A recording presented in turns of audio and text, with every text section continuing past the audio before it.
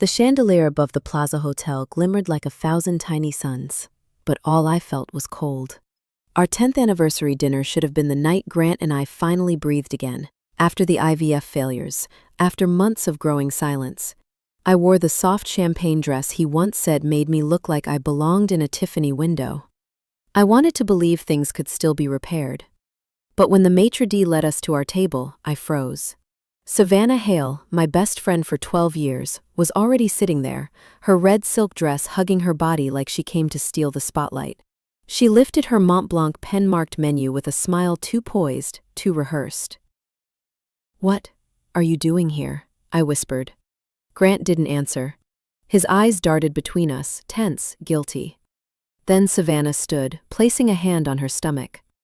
And in that moment, the entire restaurant blurred behind her. "I thought tonight was the right time," she said sweetly, loudly enough for nearby tables to turn. "Maddie, Grant, I'm pregnant." The air cracked. My breath vanished. A waiter dropped a bottle of champagne. The sound echoed like a gunshot. Savannah stepped closer, her voice trembling with fake tenderness. "It's Grant's baby. We didn't plan it. It just happened." My vision split. The plaza's golden lights smeared like watercolor tears. Grant reached for me, but his hand never landed. I stepped back before he touched my skin, and suddenly, clarity cut through the pain. Something was wrong. Her timing didn't match the dates I knew. Her behavior was off. Grant looked confused, not guilty. And Savannah watched my reaction too closely. As the room spun, one truth rose above the heartbreak. This wasn't just betrayal. It was a performance. And I was about to find out why, and who the baby really belonged to. The plaza's crystal lights kept flickering above me, but the world beneath them felt brutally still. I could hear Savannah's announcement echoing in my head, the words tearing into my chest like shards of glass. My best friend, my husband, my marriage, all collapsing in front of strangers sipping champagne under golden chandeliers. I backed away from the table, my heels scraping against the marble floor. Grant whispered my name, once, twice, but I couldn't look at him. Not when the image of Savannah's hand on her stomach kept replaying, taunting me with the one thing I could never seem to have.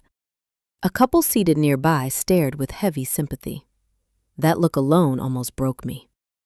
I pushed open the restroom door, stumbling inside as if outrunning my own heartbeat. The soft glow of the vanity lights blurred as tears swelled. I gripped the sink, trying to steady myself, but my reflection looked like a stranger. Eyes swollen, breath shaking, lipstick smudged along the edge of my trembling mouth. A woman around 60 stood beside me, drying her hands with a linen towel. Her silver bracelet clinked softly. "You don't deserve whatever that was," she murmured without prying. "Some betrayals aren't about you. They're about the weakness of others." The kindness cracked something inside me. I bit down on my lip, swallowing the sob rising in my throat. But beneath the pain, another feeling stirred. Confusion. Grant didn't look relieved when Savannah announced the pregnancy. He looked horrified. His eyes weren't the eyes of a man who'd been caught cheating. They were the eyes of someone blindsided. And Savannah, she wasn't glowing the way pregnant women often did. She looked staged, polished, prepared. Even the way she placed her hand on her belly felt like a rehearsed gesture. A memory flashed, 2 weeks ago. Savannah showing up at my apartment with a Tiffany bag just because, asking strangely probing questions about Grant's business trips. At the time, I chalked it up to concern. Now it felt like reconnaissance. I inhaled shakily, wiping my cheeks. Something was wrong, deeply wrong. This wasn't the chaotic mess of an affair. It was a plot, a trap. And I had just stepped into the center of it. But whoever set this up underestimated one thing. I wasn't going to break. Not tonight. Not ever again. I stayed in the restroom longer than I should have, letting the muffled hum of the plaza filter through the door. Every heartbeat felt too loud, like my body was warning me, don't go back out there unprepared. When I finally stepped into the hallway, the scent of roses and champagne drifted toward me, nauseating in its elegance. Grant stood a few feet away, pacing, running a hand through his hair. He looked wrecked. Truly wrecked. The moment he saw me, relief washed over his face, but then fear followed, tightening his jaw. "Maddie, please, listen. I don't know what she's talking about," he stammered. "I swear to you, I didn't. This isn't." "Not here," I said quietly. My voice surprised me. It wasn't shaking anymore. It was cold. Controlled. Savannah, however, had no intention of letting things settle. She strode toward us, her heels clicking like a metronome of manipulation. Her smile was the kind reserved for an audience, not for the people she claimed to love. "Grant, sweetheart," she said, sliding a hand along his arm. "Don't make this harder. We have to be honest now." He jerked away from her touch. "I'm not your sweetheart," he snapped, louder than he meant to. Guests turned their heads. Savannah's expression flickered, just for a breath. Panic? Annoyance? Quickly masked. "Maddie," she said, feigning pity, "I tried to tell you earlier, but you were so stressed with the IVF treatments. I didn't want to upset you." IVF. She said it like an accusation. Like my infertility was the reason she had taken my life from me. But something in her eyes told me this wasn't about Grant. Not really. This was about me. "You're lying," I said softly. Her brows lifted. "Excuse me?"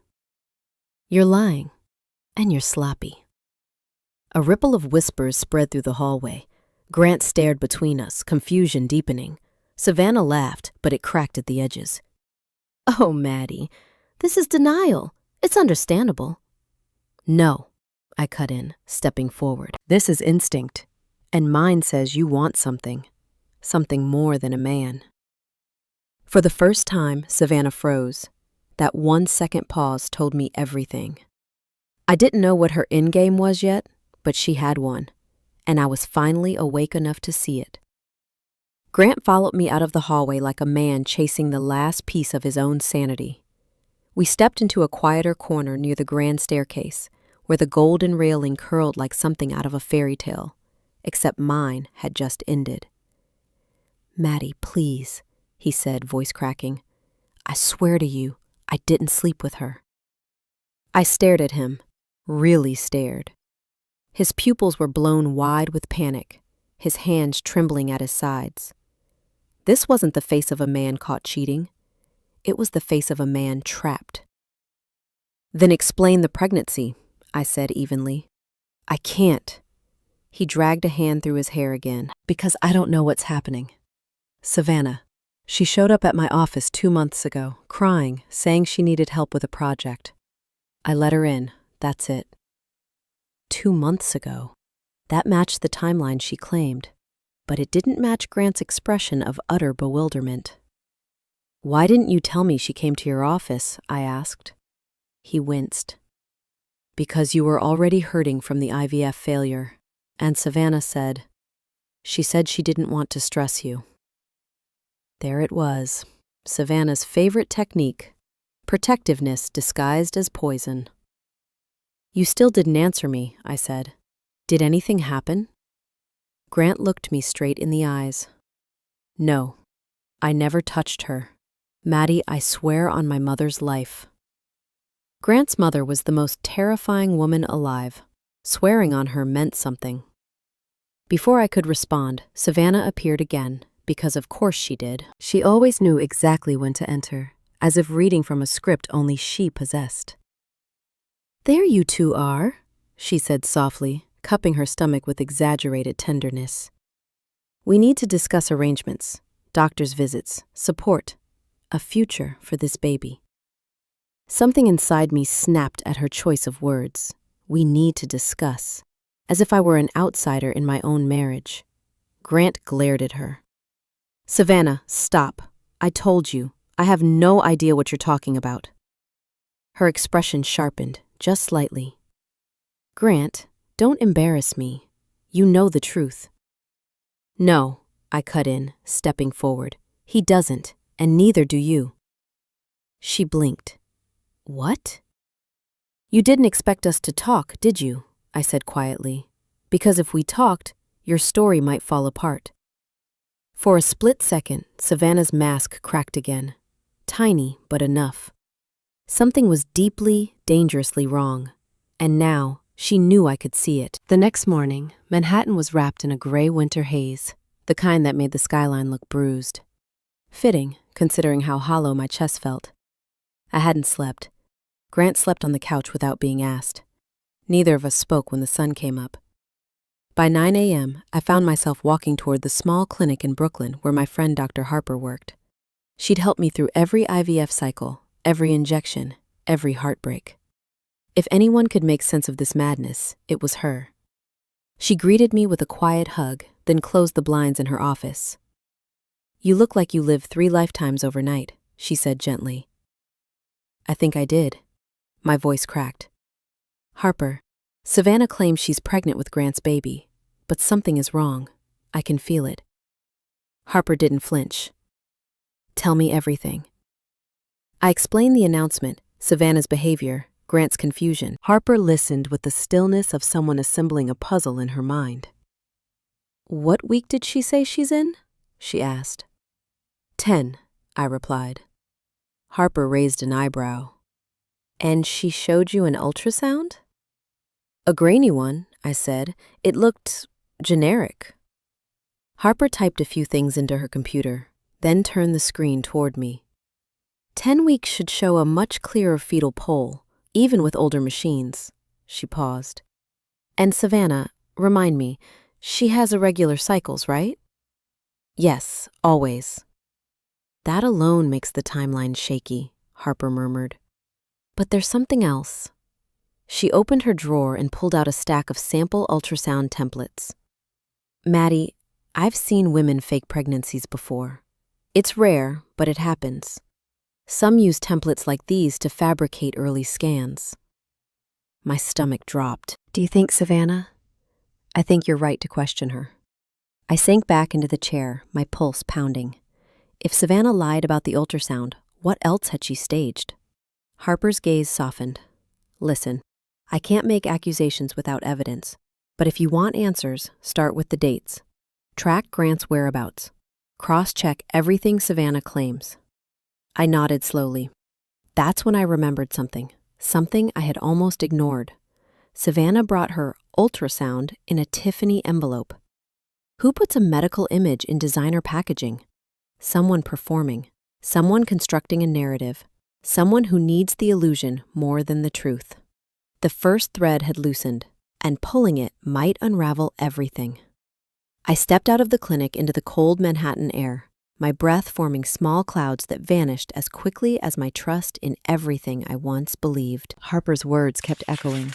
Check the dates. Check everything Savannah claims. I wasn't ready to go home, not to Grant, not to the memories stitched into every corner of our apartment. So I walked. Past the coffee carts on Fulton Street, past the crowded subway entrance, until my phone buzzed. A name I hadn't seen in months lit up the screen. Julian Marks. My former creative director, my once mentor. The person who had believed in my talent long before I believed in myself. I hesitated before answering. "Julian?" "Maddie." His voice was warm, steady. "I heard something happened last night. Are you okay?" Of course. News traveled fast in Manhattan, especially among people who worked with Grant's company. "I'm trying to be," I replied. "Where are you?" he asked. "Can you meet me? 10 minutes?" I didn't know why, but I said yes. 10 minutes later, I walked into the quiet corner of a cafe overlooking the East River. Julian sat by the window, a black notebook open beside his MacBook Pro. When he saw me, his expression softened with concern, not pity. "You look like you've been holding the world on your shoulders," he said. "It feels heavier than that." I told him everything, Savannah's announcement, Grant's confusion, Harper's doubts. Julian listened without interrupting, his jaw tightening slightly at Savannah's name. When I finished, he leaned back, fingers steepled. "There's something you need to know," Julian said. "Savannah has a history. She left her previous agency after complications." What kind of complications? Julian hesitated only for a second. She falsely accused a senior manager of misconduct. Turned out she fabricated evidence to push him out and secure his position. My stomach dropped. Of all the possibilities, that wasn't one I expected. She's capable of that? I whispered. She's capable of more, Julian said quietly, and she's dangerous when she wants something. What does she want from me? I asked. Julian met my eyes. Not from you, from Grant. A chill swept through me. This isn't about a baby, he continued. This is about leverage, and Savannah never plays a game she doesn't plan to win. The room felt smaller, my heart beat louder.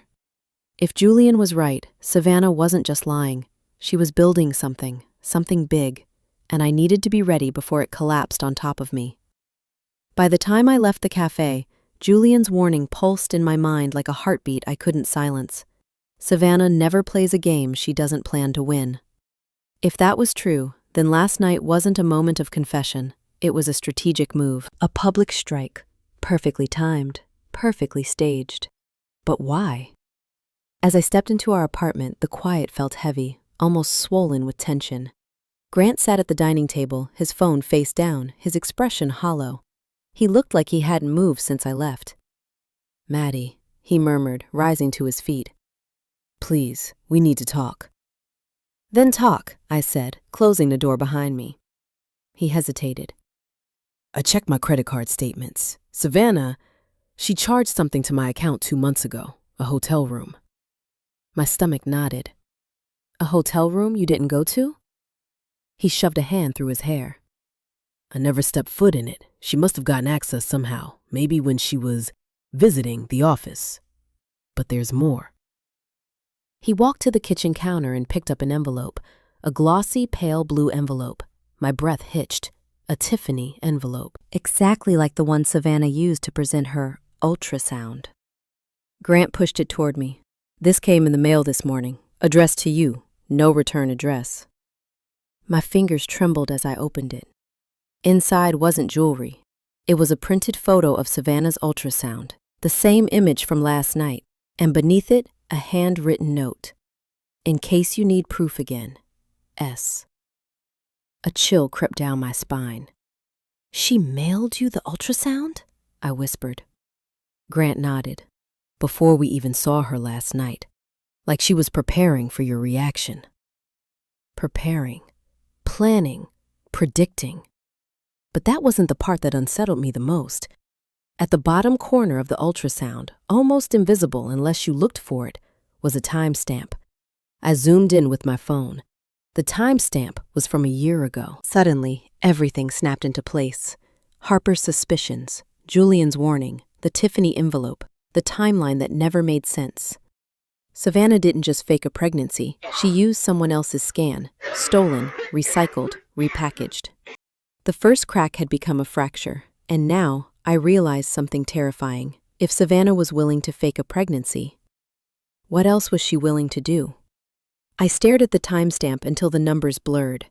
A year ago, Savannah hadn't miscalculated the date. She never intended the date to matter. The scan wasn't from this pregnancy. It wasn't even hers. She wanted me to see it. She wanted me to panic. She wanted control. But now I had proof, at least emotionally, that something far darker was unfolding. Grant sank into a chair, rubbing his temples. "Maddie, what if she's blackmailing me?" "Blackmailing you with what?" I asked quietly. He hesitated. Too long. "Grant," I repeated, colder this time. "With what?" He swallowed hard. "There was an internal audit at the company, months ago. A financial miscommunication. Nothing illegal, but it made me look careless. Savannah knew about it. I don't know how." There it was. Leverage. Savannah never wanted a family. She wanted influence. A way into Grant's world, maybe even into his company. And if she could position herself as the mother of his child, she could manipulate everything, from corporate negotiations to family finances. She needs the baby to be yours, I murmured, even if it isn't real. Grant looked up at me, guilt and fear tangled in his eyes. Maddie, I swear I didn't give her anything to hold over me. She just appeared, and then she kept showing up. Because she was building a case, I whispered, a narrative. And last night was her opening act. A sudden knock rattled the front door. Both of us froze. Grant cautiously opened it. Savannah stepped inside without being invited, her hair perfectly curled, her coat from Fifth Avenue tailored to perfection. She looked like Betrayal, wrapped in designer wool. "Maddie?" she said softly. "Can we talk? Alone?" "No," I replied immediately. She tilted her head, feigning empathy. "I understand you're overwhelmed, but the sooner you accept the truth, the sooner we can work this out." I stepped closer. "Savannah, I know the ultrasound is fake." Her smile didn't falter, but her eyes hardened. "Be careful, Maddie. Desperation makes people imagine things." "No," I said, my voice steady. "Desperation makes people like you sloppy." For a split second, her jaw twitched. Then she turned, slowly, intentionally, to face Grant. "Tell her, Grant," she whispered. "Tell her what you told me that night." Grant's face drained of color. My breath caught. "What night?" Savannah smirked. Checkmate, or so she thought. Grant's mouth opened, but no sound came out. Savannah watched him with a quiet, satisfied smile, the kind of smile a liar wears when they're certain they've finally cornered their prey. "What night?" I asked, keeping my voice steady. Grant swallowed hard. "Maddie, please don't jump to conclusions." "Conclusions?" Savannah echoed with a soft laugh. "Oh, honey, he came to me that night, broken, vulnerable. He told me things he could never tell you." My pulse thudded in my ears. I forced myself not to look away from Grant. "Is that true?" I asked him. He covered his face with both hands. "I did go to her apartment, once, but not for what she's implying." His voice cracked. "I was overwhelmed after the IVF results. I didn't want to hurt you with how hopeless I felt." Savannah stepped closer, lowering her voice as if sharing something intimate. "He told me he didn't think your marriage would survive another round." She glanced at me with feigned sympathy. "He told me he felt trapped." "That's enough," Grant snapped, turning toward her. "I never said we were over. I never said anything romantic to you." "But you cried on my couch," she said softly. "And sometimes closeness feels like a confession." The manipulation in her tone was razor sharp. I exhaled slowly. "Savannah, you're twisting his words." "Am I?" she asked, blinking innocently. "Or are you refusing to hear the truth?" Grant stepped between us. "I left 5 minutes after I arrived. You begged me to stay so you could comfort me. I said no." Savannah's mask slipped, just a fraction. "Enough." "Oh, Grant," she whispered, "that's not how I remember it." Then she turned to me, lowering her voice to a deadly softness. "You weren't there for him, Maddie. I was. Maybe the baby is just fate." Something inside me iced over. "You're delusional," I said quietly. Her eyes glittered with something unhinged. "No, I'm chosen." And that was the moment, the exact moment, I realized Savannah wasn't simply manipulative. She believed her own lies. She believed this baby, fake or not, was her ticket into our lives, our marriage, our future. And people who believe their own lies, they're capable of anything. She leaned in with a smile that chilled my bones. "Be careful, Maddie," she whispered. "This story is bigger than you think."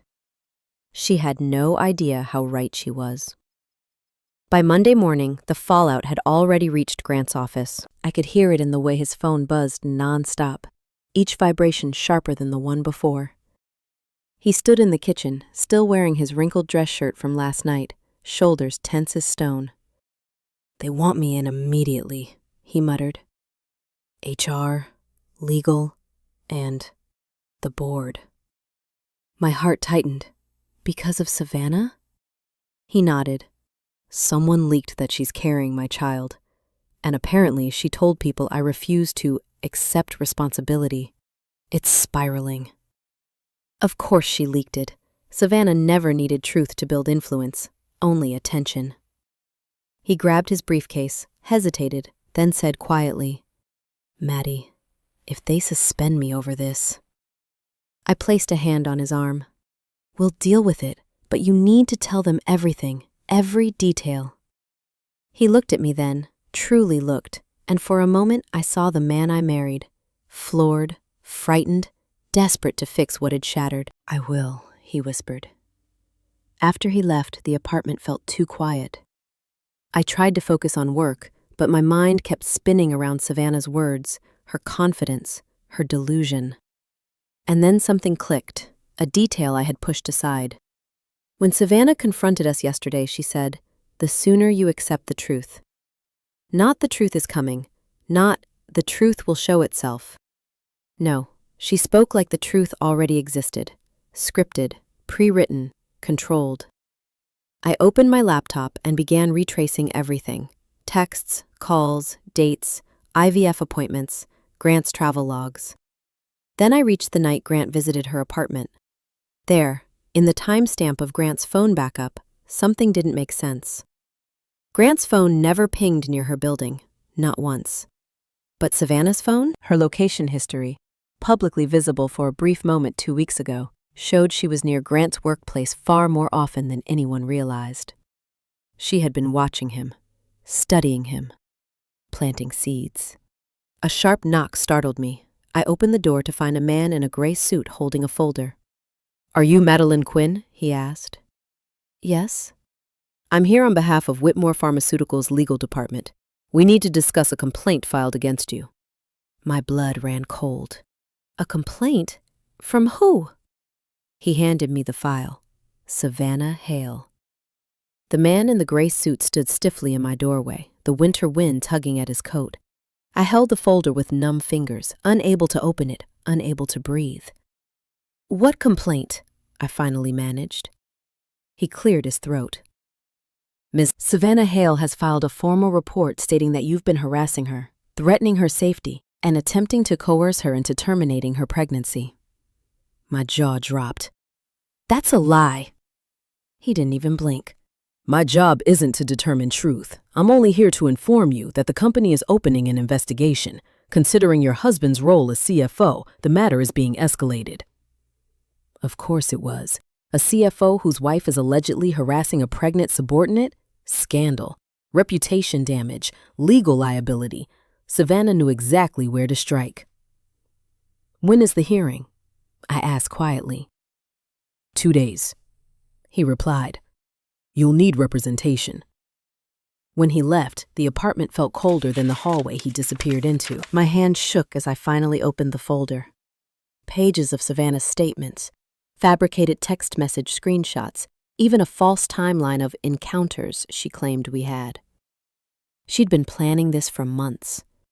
Every time she comforted me through IVF, every time she brought over soup or flowers, every time she claimed she was worried about my mental health, it was all preparation. A narrative she crafted carefully, brick by brick, until she had enough to paint me as unstable. My phone buzzed. It was Grant. HR won't let me leave the building, he said, panic threading his voice. They're saying we both violated conduct policies. Maddie, what did Savannah do? She filed a complaint, I whispered, against me. Silence, then a trembling exhale. She's going to ruin us. No, I said, though my voice barely felt like mine. She's trying to. That's different. Maddie, I'm so sorry, he said. If I hadn't gone to her that night. This isn't your fault, I interrupted. This is who she is. She's rewriting the story. But it wasn't until I hung up that I realized something unsettling. Savannah wasn't just using lies. She was using legal channels, institutional power, and most terrifying, she had prepared evidence that didn't come from fantasy. She had something real, something she hadn't shown yet, and whatever it was, it could bury me before I ever learned the truth behind her pregnancy.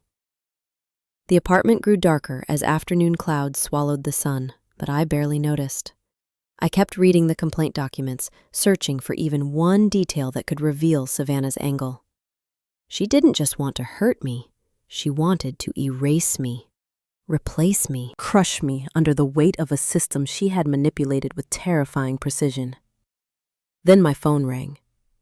Julian. I answered immediately. Please tell me you have something.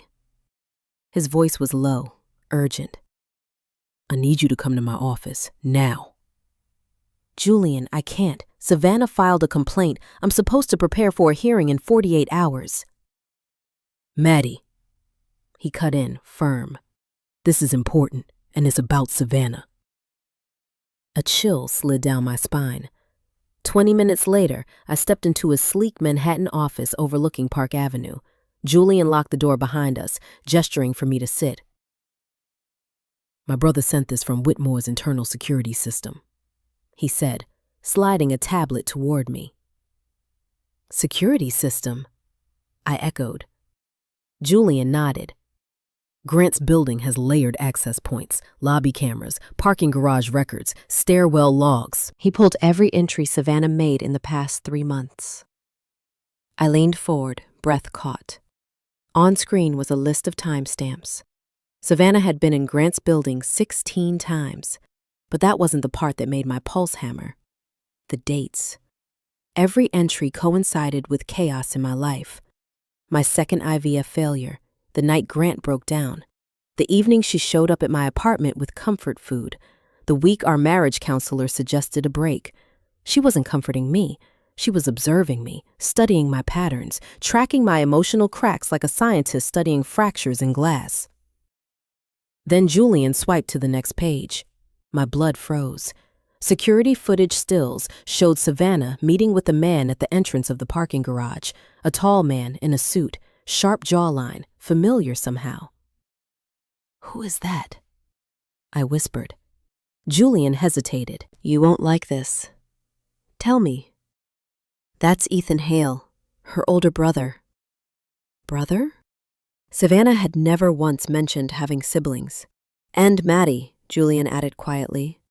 Ethan was fired from Whitmore Pharmaceuticals last year for data theft.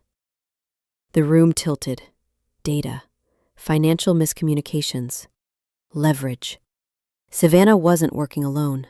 She was executing a plan someone else had started, someone who wanted revenge. And Grant, my husband, was the perfect target. I stared at the footage of Savannah with her brother Ethan, my pulse thundering as the truth cracked open beneath my feet. She hadn't simply manipulated Grant. She'd studied him, targeted him, and she'd done it under the guidance of a man who once tried to sabotage the company Grant now helped lead. A vendetta. Years in the making, disguised as a pregnancy scandal. Julian watched me absorb the information. Maddie, Savannah isn't who you think she is. I exhaled shakily. Then who is she? He opened another file, an employee profile pulled from Whitmore's outdated archives. Ethan Hale's termination report. He wasn't fired for data theft. He was fired for attempting to plant false data in the company's financial statements, an action that would have cost Whitmore millions and crippled investor trust. He tried to implicate Grant's department, Julian said. Your husband wasn't CFO back then, but he testified during the internal review. His testimony helped them remove Ethan before the damage spread. My eyes widened. She's doing this, I whispered, because Grant got her brother fired. Julian nodded. It makes sense. Savannah waited for the perfect moment. She used your vulnerability, your IVF treatments, your strain with Grant, as a smokescreen. While you were focused on surviving the hardest year of your life, she was building a story. A story designed to destroy us. I sank into the chair, my breath trembling. And the pregnancy? A tool, Julian said. If she can convince the board that Grant fathered a child with a former employee, it undermines his credibility. She gains leverage. Their family gets revenge. I closed my eyes, fury burning behind them. Every moment Savannah had held my hand during IVF, fake. Every tear she'd shed on my couch, fake. Every "I'm here for you" text, poison wrapped in comfort. Julian leaned forward. There's more. My stomach tensed. What now? He slid a printed email across the table. This was recovered from an old company server. Look at the sender. I read the name and felt the room tilt. Savannah Hale, sent 18 months ago. Subject line, regarding CFO position expansion. Body, if Grant Whitmore becomes CFO, we have an opening to revisit unfinished business. Ethan's case was mishandled. I'm prepared to take corrective action. Corrective action. My skin chilled. She had been planning this before the IVF, before the marriage counseling, before the cracks ever showed. This wasn't sabotage, it was strategy, and I had walked right into it, holding her hand. Grant returned home late, shoulders slumped, tie half pulled loose like he'd been fighting ghosts all day. The moment he stepped inside, he looked older, defeated in a way I'd never seen. How bad? I asked. He set his briefcase down carefully, like even that gesture might shatter him. They suspended me, effective immediately. My breath caught. On what grounds? Conduct concerns, he whispered. Conflict of interest, potential retaliation, and Savannah gave them something. My chest tightened. What did she give them? He sank onto the couch, burying his face in his hands. A voice memo. My blood chilled. What kind of memo? She claims it's from the night I visited her apartment. His voice cracked. Maddie, it sounds like I was confessing feelings. It sounds like I admitted crossing a line. But you didn't, I said firmly. I know, he whispered. But the audio is convincing. I sat beside him. Play it. He hesitated, then pressed a button on his phone. Savannah's soft voice filled the room. Grant, you don't have to hide how unhappy you are. I understand you. I know what you want. Then Grant's voice, strained, exhausted, broken, cut in. I can't do this anymore. The audio ended. My heart dropped. Grant, that could mean anything.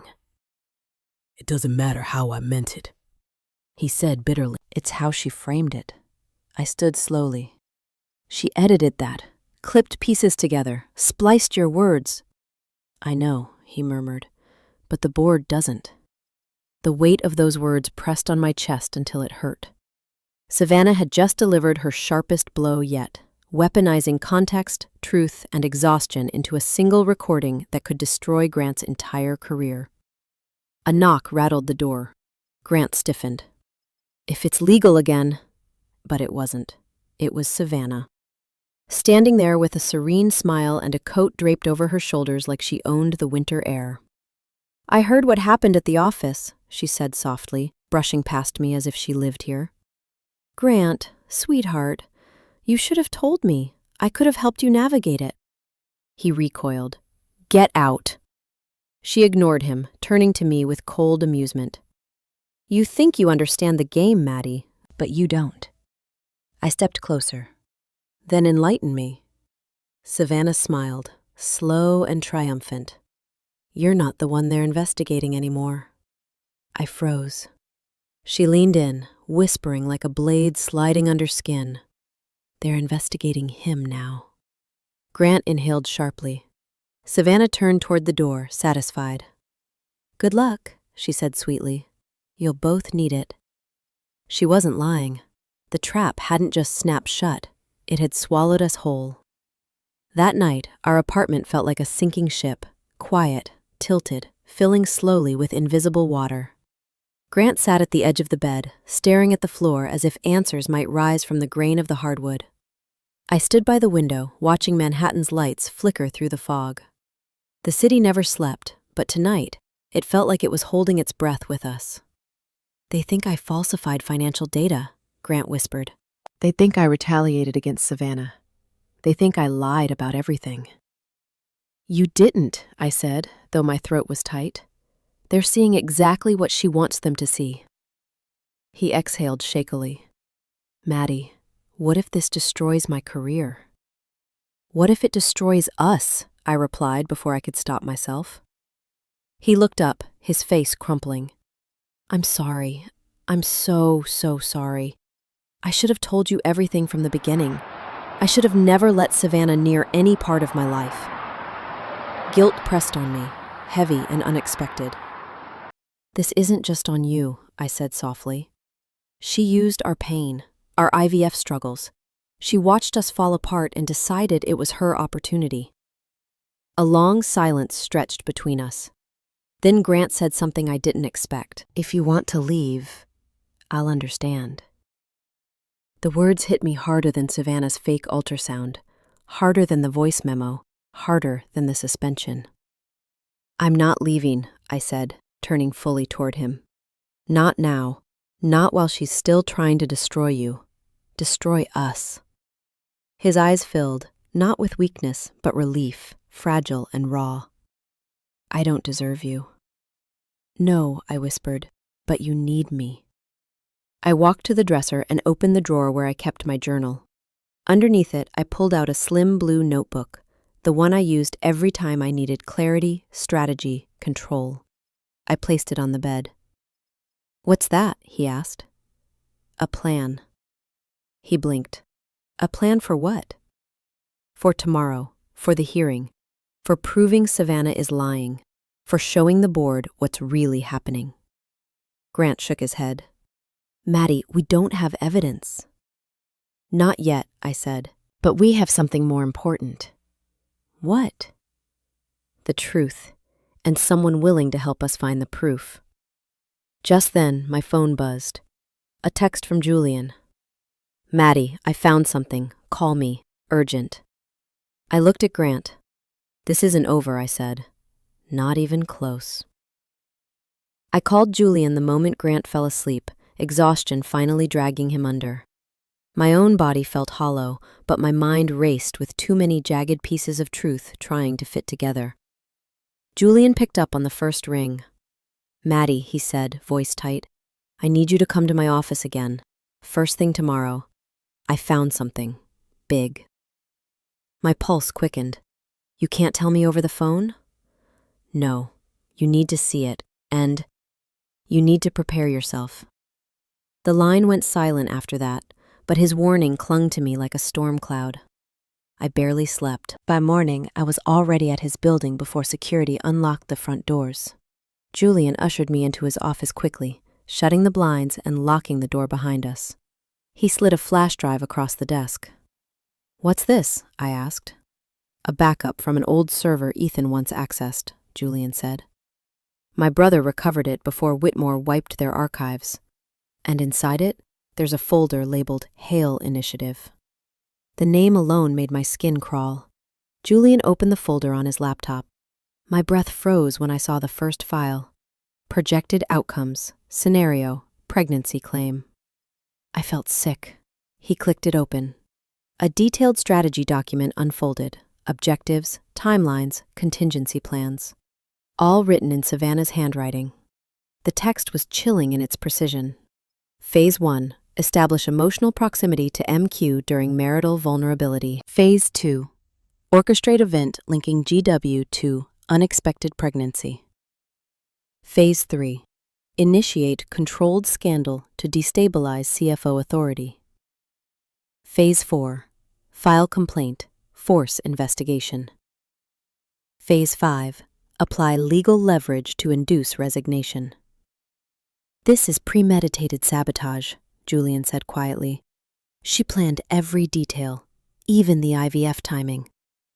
My stomach dropped. She used my infertility as a tool. She weaponized it, Julian corrected. I gripped the edge of the desk, fighting a wave of nausea. Does the board know about this? Grant? Anyone? No, Julian said, but there's more. He opened another file, a hidden audio clip. Savannah's voice filled the room. If Grant resigns, Ethan walks free. If not, we escalate. I felt cold all over. This isn't about you, Maddie, Julian said softly. This is about vengeance. Calculated vengeance.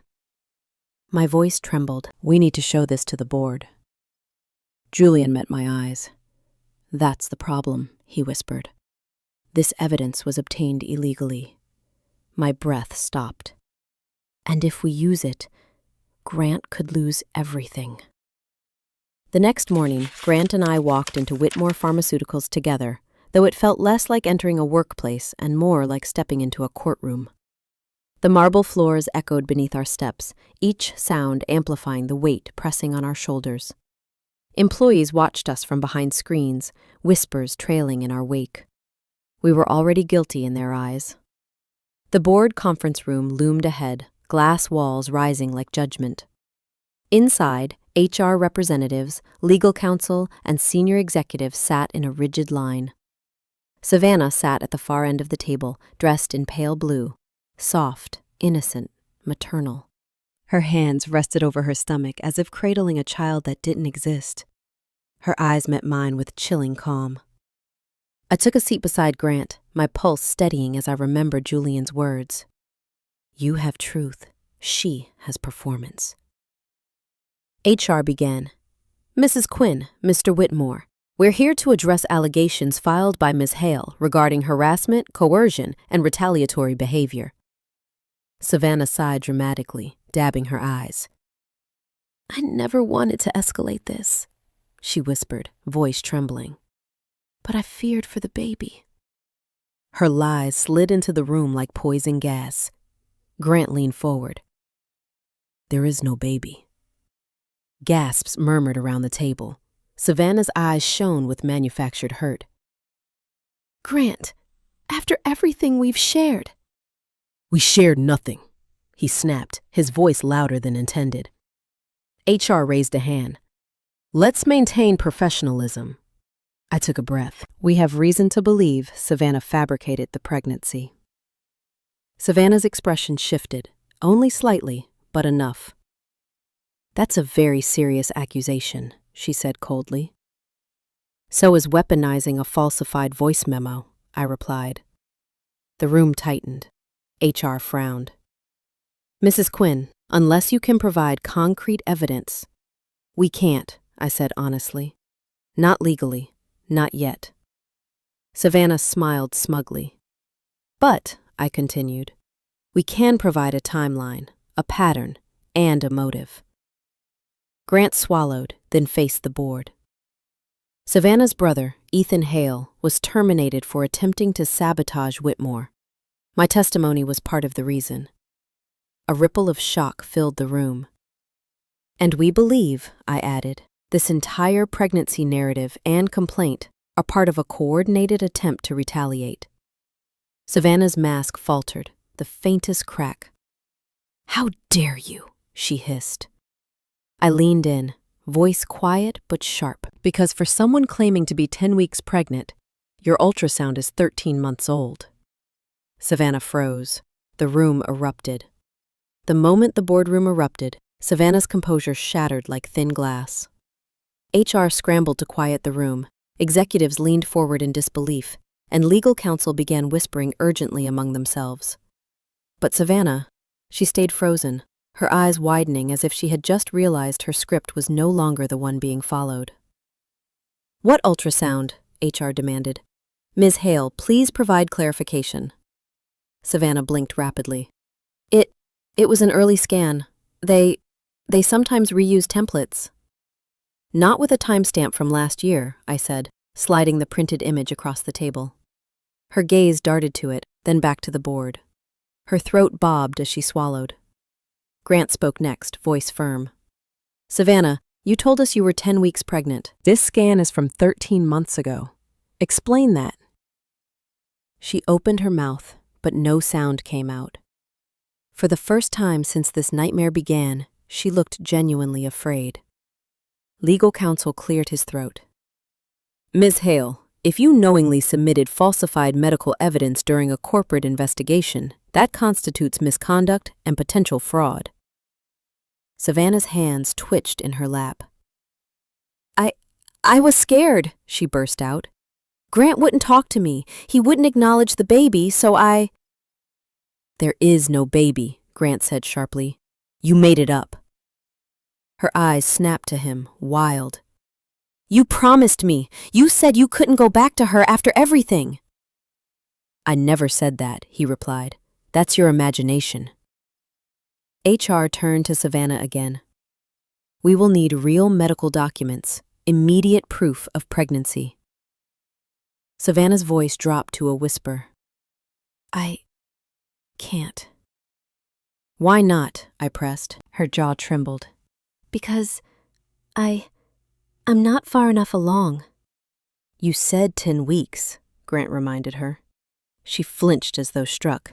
Then, in a desperate lunge, Savannah stood. You don't understand. You all think she's perfect. She pointed at me, fingers shaking. But she's the one who can't give him what he wants. I was trying to fix their marriage. The room fell into stunned silence. Julian, who had quietly slipped in moments earlier, finally spoke, his voice cutting through the tension. Fixing a marriage by fabricating a child? He asked coldly. That's not love. That's delusion. Savannah's breathing grew erratic, her mask dissolving completely. I did it for us, she whispered to Grant. For the life we were meant to have. Grant recoiled. There was never an us. Her face twisted, anger, betrayal, and something darker pooling behind her eyes. This isn't over, she hissed. But she was wrong. It was the beginning of the end. Security escorted Savannah out of the boardroom, her protests echoing down the marble hallway like a siren losing power. The door shut behind her with a final thud, one that felt less like closure and more like the sound of a throne collapsing. But the fallout had only begun. Within an hour, the board called Grant back inside. This time, the atmosphere had shifted, not accusatory, but somber and cautious. Maddie, Julian whispered as we waited outside. They're reviewing every document she submitted. If even one piece is falsified, the entire investigation collapses. My pulse steadied. For the first time, hope didn't feel dangerous. Grant emerged 30 minutes later, relief flooding his features. They lifted the suspension, he breathed. They want a full internal review, but they believe me. I exhaled shakily, my knees threatening to give out. Thank God. But the real blow landed when HR called us back in to hear the last update of the day. Mr. Whitmore, Mrs. Quinn, the director said, folding her hands. We've contacted the clinic Savannah claimed to be receiving care from. They have no record of her. None. A quiet gasp escaped me. Legal counsel continued. We also subpoenaed her insurance records. There is no pregnancy, no appointments, no prescriptions. Nothing. Every lie Savannah constructed had just been reduced to dust. But it wasn't enough. Not yet. What about the complaint she filed against me? I asked. The HR director shook her head. Dismissed. Effective immediately. Evidence indicates fabrication. I closed my eyes, a wave of relief washing over me so powerfully I almost swayed. Then the final strike fell. We have grounds to pursue charges, legal counsel said. Falsification of evidence, corporate defamation, attempted coercion, and collusion with a former employee, Ethan Hale. Grant looked stunned. They're pursuing Ethan too? Already in motion, the lawyer confirmed. He was intercepted trying to leave the state this morning. My heart thundered. Savannah hadn't just lost control, she lost her escape. As we left the building, flashes from news cameras lit up the sidewalk. Word had already spread. A reporter called out, "Mrs. Quinn, what's your reaction to the scandal?" I didn't stop walking, but I said the truth clearly. Lies eventually exposed themselves. Behind me, a TV screen in the lobby replayed breaking news. Savannah Hale under investigation, claims of pregnancy proven false. Her empire of deceit had crumbled, and for the first time in months, I could breathe. The week after Savannah's downfall felt unreal, like waking from a long nightmare and relearning how to breathe. News outlets replayed her lies on every screen across Manhattan, her tearful exit from Whitmore, Ethan's arrest, the charges piling against them both. The woman who once strutted through my life like she owned it now appeared small, desperate, exposed. Justice didn't come quietly. It came like sunlight breaking through storm clouds. Grant and I walked through Central Park one crisp morning, the bare trees shimmering with winter frost. For the first time in months, his hand reached for mine, not out of fear, not out of habit, but out of something softer, something honest. "You saved me," he said quietly. "You saved everything." I shook my head. We got here together, through hell, but together. He stopped beneath a tall elm tree, the skyline stretching behind him. "Maddie, I don't expect forgiveness. I just hope for a second chance to be better than the man who let all of this happen." There was sincerity in his voice, but also humility I hadn't seen in years. He was rebuilding himself, not for Savannah, not for his career, but for us. "Forgiveness isn't a switch," I said. "It's something earned." "I'm ready to earn it," he whispered. And for the first time, I believed him. Over the next few weeks, Whitmore cleared Grant's name entirely. His suspension was lifted permanently, and the board issued a formal apology. HR requested my statement for Savannah's upcoming trial. Everything she weaponized, my infertility, my grief, my marriage, became the very proof of her cruelty. One evening, as winter melted into early spring, Julian invited me to the River Cafe. Grant encouraged me to go, saying, "You deserve to celebrate surviving this." Julian raised a glass as I arrived. "To truth," he said, "and to the woman who refused to break." I smiled. "To new beginnings." He slid a small envelope across the table. "A formal offer. Creative director, your own team, full freedom." My breath caught. This was something Savannah could never steal, something I had earned myself. A new life, a new chapter, a future built on truth, not fear. Later that night, walking home across the Brooklyn Bridge, city lights shimmering below, I felt something I thought I had lost forever: peace. Savannah tried to rewrite my story, but I reclaimed the pen, and I wrote my own ending. So, that's where our story closes tonight. And if you're still here, still listening all the way to this moment, then something in this journey must have touched your heart in a way only truth and pain can. You know, life has a strange way of testing us through people who try to break us, betray us, or rewrite our worth.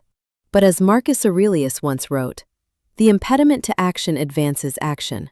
What stands in the way becomes the way." Maddie didn't just survive what was done to her, she transformed because of it. Maybe that's the real lesson for all of us. We cannot control what others do, but we can control who we become afterward. And healing doesn't always come wrapped in the form of justice or revenge. Sometimes it arrives quietly, as self-respect, new beginnings, or the courage to walk forward without fear. If this story found a place in your heart, if it reminded you of your own strength or your own battles, then stay with us. Like, share, and subscribe so we can keep walking through these stories together. You're not alone, and your story isn't over. This story you've just watched is a work of creative fiction, inspired by common emotional experiences many people face, but not based on any specific real individuals or real events. All characters' names and situations are entirely imagined for dramatic and educational purposes. The goal is to explore themes of trust, betrayal, resilience, and healing, not to present factual claims or real-life accusations. Any resemblance to actual people, companies, or incidents is purely coincidental. Stories like this allow us to reflect on our own choices, boundaries, and emotional strength in a safe and respectful way. Thank you for watching with an open heart and understanding the intention behind this narrative.